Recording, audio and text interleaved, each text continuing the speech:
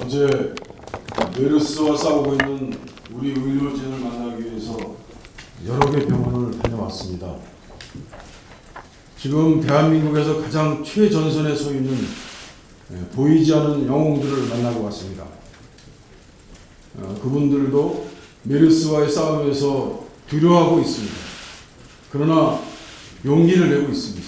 24시간 교대로 감염 위험에 떨고 있지만 환자의 생명과 안전을 지킨다는 더욱 우선한 사명감으로 최전선에서 메르스와 사투를 벌이고 있습니다. 보람의 병원은 확진 환자 5명, 간호사 22명, 주피터복을 입고 2시간이면 땀이 비오듯 내리는 그곳에서 땀과 입김과 그리고 감염을 뒤로하고 싸우고 있습니다. 환자들과 함께 싸우고 있습니다. 삼성병원은 많이 지적했습니다. 나라와 삼성 체제에 대해서 저희들은 많이 지적을 했습니다. 그러나 삼성병원에서 싸우고 있는 의료진들에게는 그 비난은, 그 문제는 멀리하고 있는 것 같았습니다. 60, 70명의 의사가 사투를 벌이고 있었습니다. 200여 명의 간호사들이 울면서 생명을 뒤로하고 6명의 중증 확진 환자와 나머지 25명의 확진 환자들을 보호하면서 싸우고 있었습니다. 한 명은 의사 한 명이 어제 그제 감염이 돼서 실려 나갔습니다. 그들은 용기를 내고 있었습니다.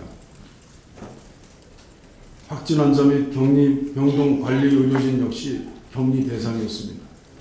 귀가를 엄두도 하지 못하고 있습니다. 아니, 귀가를 스스로 꺼려하고 있었습니다. 가족들을 위해서였습니다.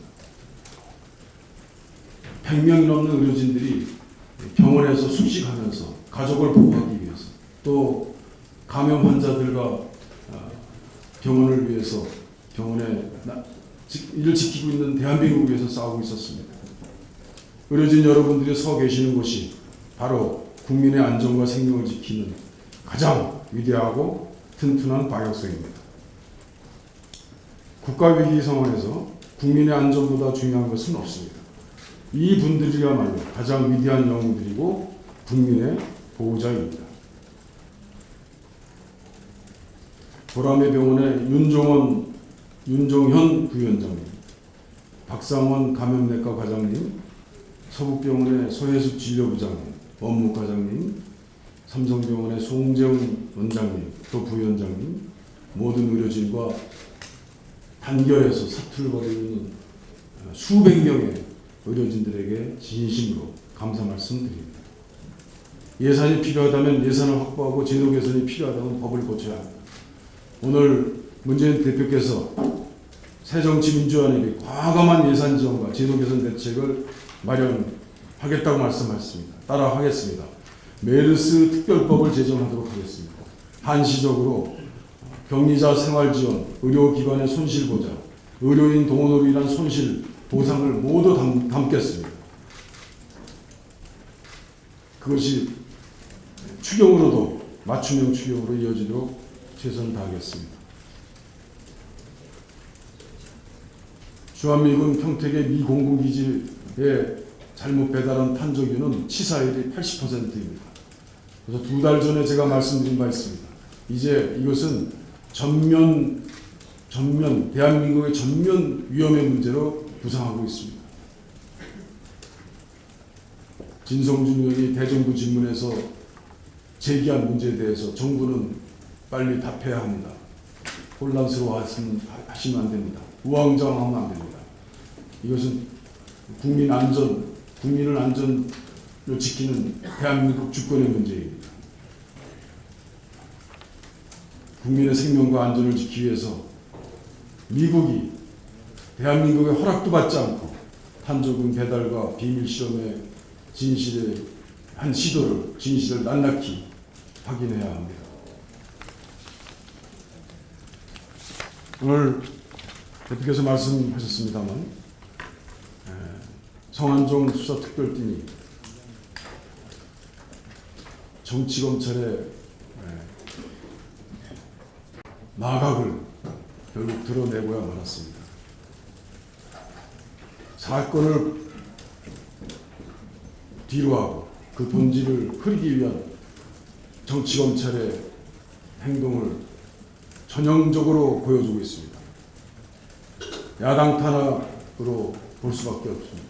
결코 좌시할 수 없음을 밝혀둡니다. 공안검사 출신 황교안 국무총리가 임명되자마자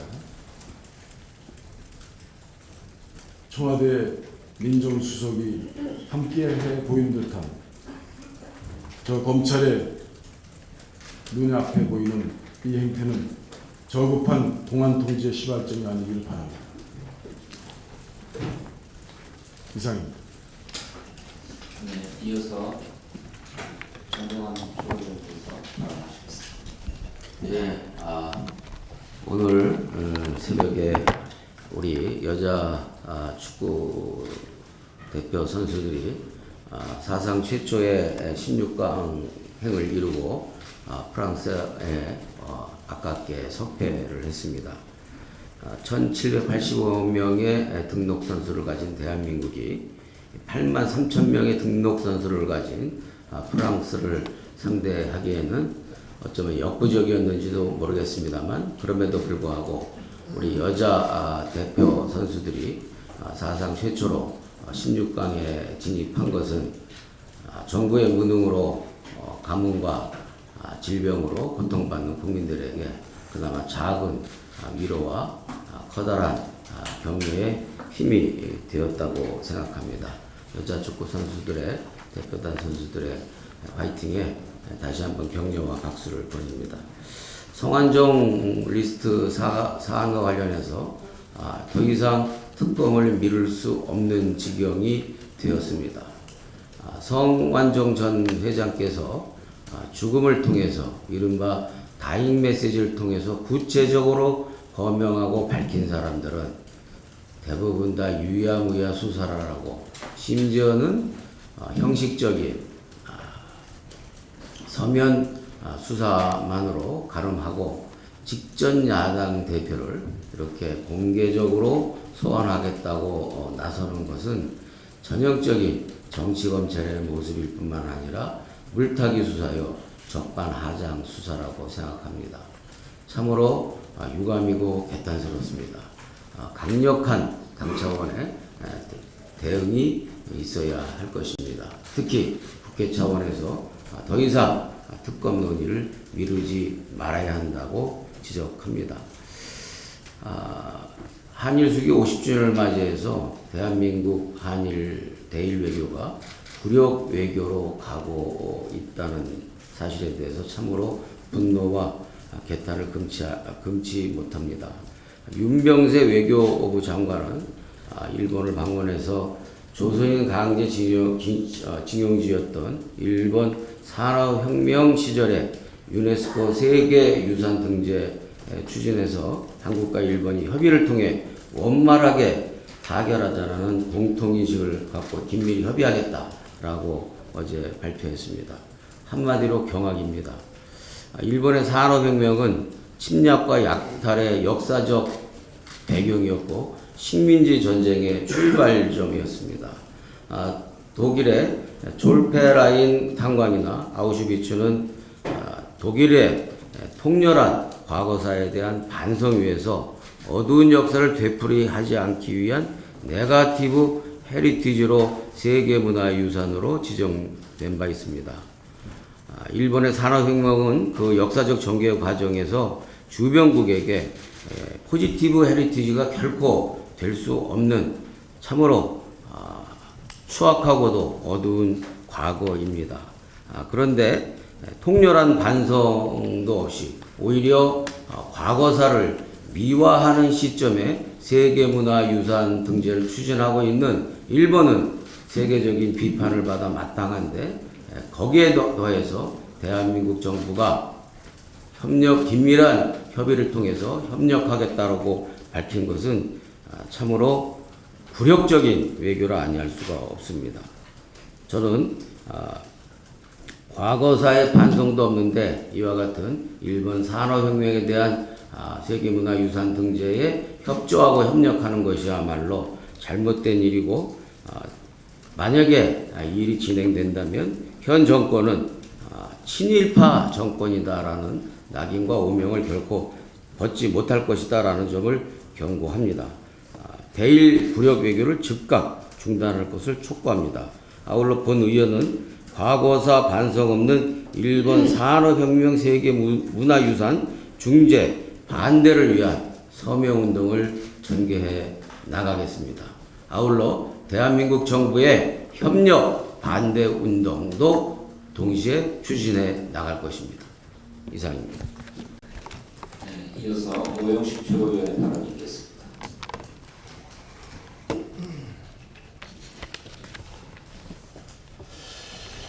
박근혜 대통령은 작년 말 국제유가 폭락과 관련해서 전기, 가스 등 공공요금에 유가의 절감분이 즉각 반영되도록 하라고 지시를 했습니다. 이제 반년이 지나서야 국민요금 국민부담 경감 대책이라고 내놨습니다.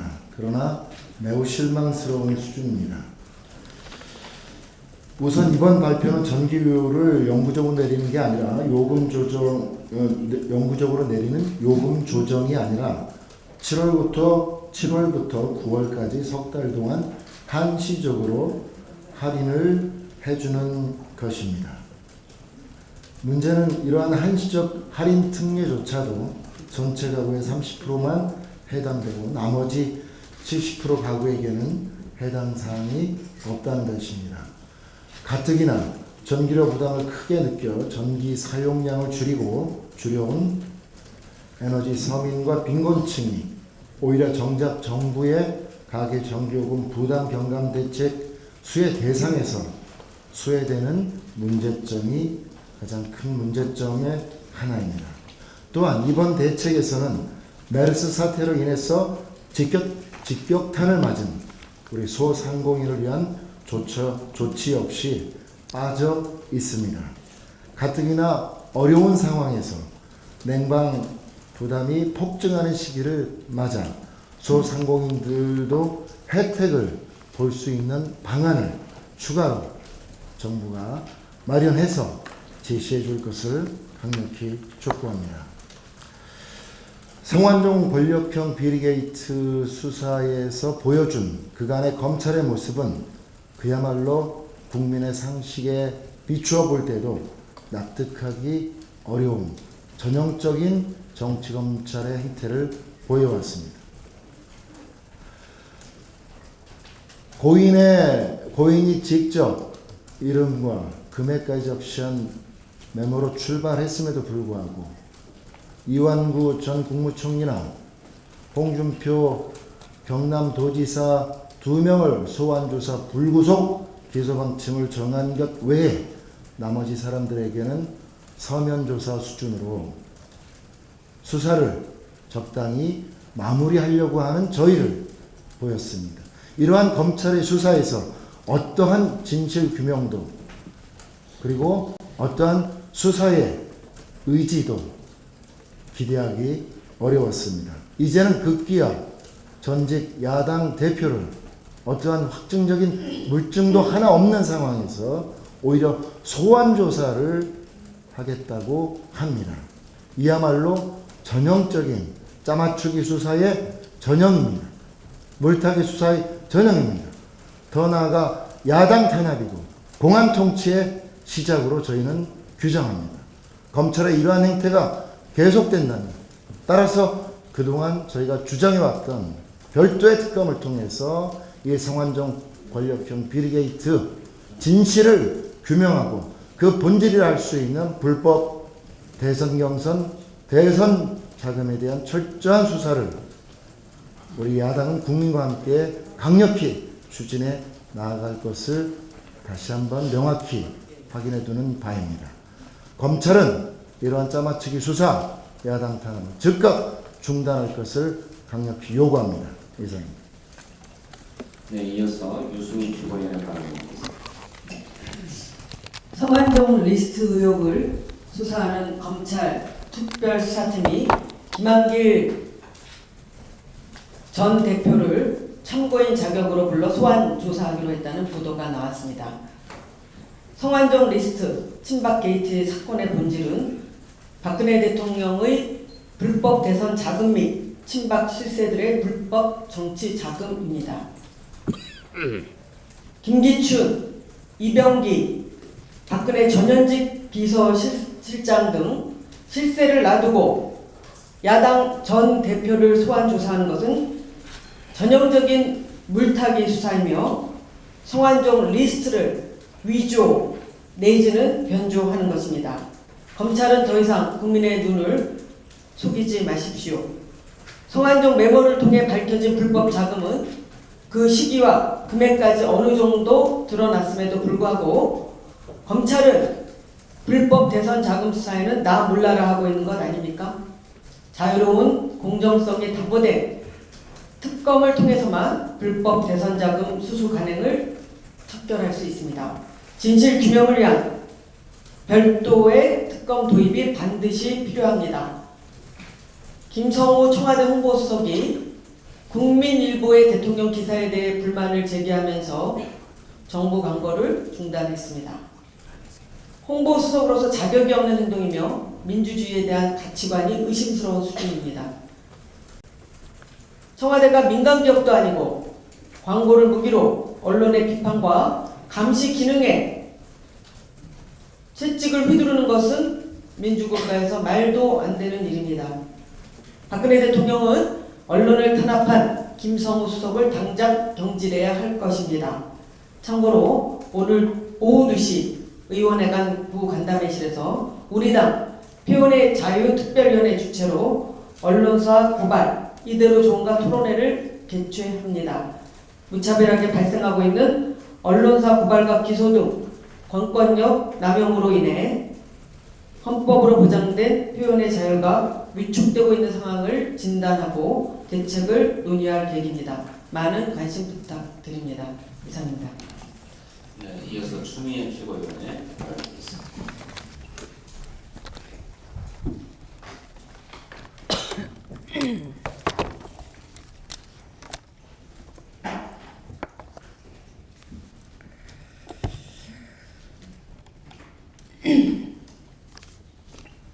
청와대가 메르스에 대해 뒷북이더니 이제는 대통령 홍보를 위한 설정에만 능하고 근본 대책은 내놓지 않고 있습니다.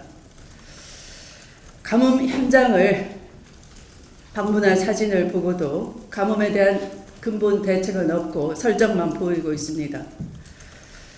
막 모내기를 한 어린 벼 포기에 소방호스를 이용한 고압 살수를 하는 그런 물대기, 논의 물대기 본 적도 없습니다. 그야말로 설정도 너무 지나칩니다. 가뭄에 대한 근본 대책, 4대강 본물에는 수억 톤의 물이 철철 넘치지만 바로 인근의 지천은 말라 있습니다. 농심이 멍들고 있습니다. 이것을 어떻게 근본적으로 고칠 것인가, 그런 계획을 세우십시오. 특정 언론이 청와대 설정이 심하다고 꼬집었다고 청와대 홍보수석이 즉석에서 득달같이 항의한 후에 광고를 불게재했다고 합니다. 유치하고 속이 좁습니다. 국정은 지엄해야 하는 것입니다. 유치하면 안 되는 것입니다. 성완종 리스트 수사, 시작도 물타기이더니 끝도 물타기로 마무리하려나 봅니다. 성완종 리스트에 해당되지도 못하는 좁쌀 같은 야당 사건은 현미경으로 사돈의 8촌까지 금융계좌를 다 뒤져왔지 않습니까? 그런데 대선 자금을 만지고 조직을 총괄했던 3인방 홍서유에 대하여서는 그런 조사조차도 하지를 않았습니다. 물타기 심하지 않습니까? 국민이 믿겠습니까? 오늘 한국과 일본이 수교를 맺은 지 50년이 됐습니다. 50년 전의 미흡한 한일 협정으로 인해서 아직까지 위안부 문제를 비롯한 과거사 문제가 해결되지 않고 있습니다. 박정희 전 대통령이 딸인 박근혜 대통령, 65년 한일 협정과 비슷하게 위안부 협상을 해서는 안 될 일입니다. 위안부 문제 얼렁뚱땅 미봉하지 말아야 합니다. 그저 수준에 급하게 한일 정상 만남이 필요하다고 해서 이 문제를 희생양으로 삼아서는 안 되는 것입니다. 위안부 문제는 우리 국민 정서가 동의할 수 있는 수준이 돼야 하는 것이고 그것이 핵심입니다. 일본 정부의 사과를 빼놓은 그것을 회피하는 그 어떤 것도 용납될 수 없다는 것을 다시 한번 분명히 밝히는 바입니다. 말씀을 마치겠습니다.